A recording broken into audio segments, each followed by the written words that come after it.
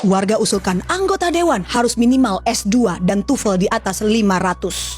Sangat setuju, karena yang mewakili rakyat harus lebih pintar dari rakyat.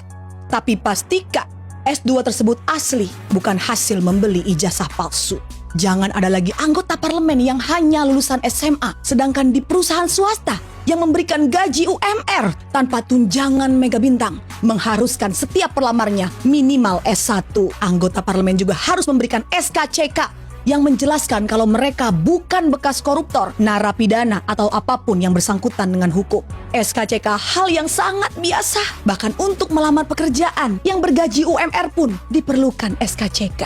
Sama untuk pekerjaan lainnya, mereka juga seharusnya mengantri untuk tes tertulis dan juga wawancara. Tidak perlu coblos-coblos karena menghabiskan uang negara. Seharusnya dibuat kontes besar yang disiarkan seluruh stasiun TV Indonesia seperti ajang Indonesian Idol atau Indonesia's Got Talent. Mereka yang terpilih dari tahap seleksi akan maju ke babak berikutnya, ditonton oleh seluruh rakyat Indonesia, memaparkan visi dan misi mereka, dan rakyat akan memilih melalui voting SMS. Lebih efektif dan efisien dibandingkan harus mengeluarkan dana kampanye.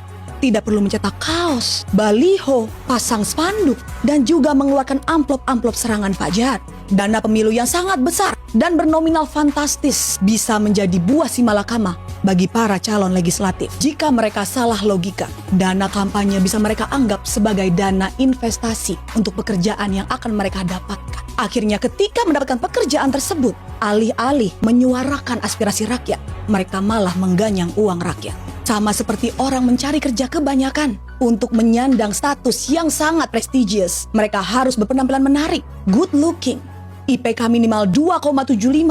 Mereka harus bisa Microsoft Office dan Canva untuk membuat presentasi. Mereka juga harus pandai berpublic speaking agar di depan pers tidak mengatakan rakyat tolol sedunia.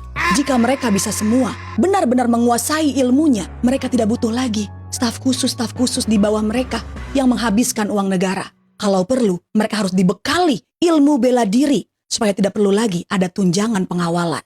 Tunjangan rumah juga harus ditiadakan. Halaman gedung MPR, DPR masih sangat luas. Masih cukup untuk dibangun rumah susun ataupun apartemen agar mereka tidak kena macet di jalan. Dari apartemen di halaman DPR MPR, mereka bisa turun jalan kaki dan menyehatkan badan. Tidak perlu rapat di hotel-hotel bintang 5. Karena kembali lagi, semua itu menghabiskan uang negara. Jika akses ke DPR tinggal berjalan kaki, mereka tidak perlu lagi pengawalan khusus ninu-ninu, tetot-tetot. Karena sesungguhnya hanya ambulans dan damkar yang berhak dapat perlakuan istimewa di jalan.